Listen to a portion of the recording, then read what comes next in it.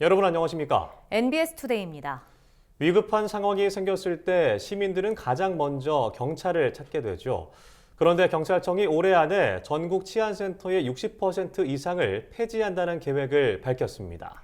농촌 지역의 경우 범죄 예방 역할을 하는 CCTV가 상대적으로 적어 치안에 대한 불안감이 있는데요. 이런 상황에서 치안센터까지 축소하면 농촌의 치안 공백은 더 커지는 것이 아니냐는 우려의 목소리가 나옵니다. 권혜영 기자입니다.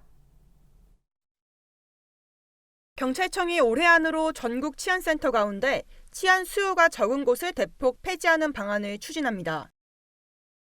지역 치안센터를 줄여 현장 치안 인력을 확보하겠다는 게 경찰의 입장입니다.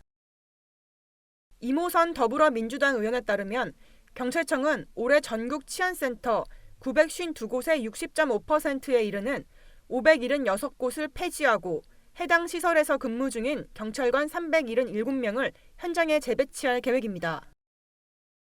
시도별 치안센터 감축 계획을 살펴보면 경남 지역이 73.9%로 가장 높았고 다음으로 충북, 경북, 충남 순으로 치안센터 폐지율이 높았습니다.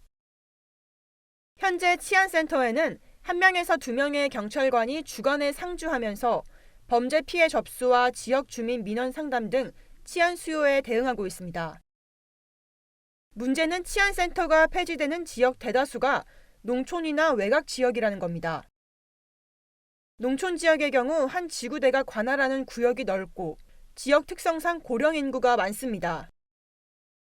치안센터가 없어질 경우 지역 곳곳까지 치안 활동을 하기가 어려워집니다. 농산물 절도 등 범죄 발생 시 신속하고 적절하게 대처하기 어려워 치안 공백에 대한 우려가 커질 수밖에 없습니다.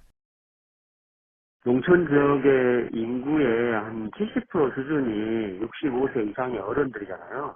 어른들이 가다가 다치시거나 할 수 있고, 그다음에 또 치매가 걸리신 분들도 많이 있잖아요.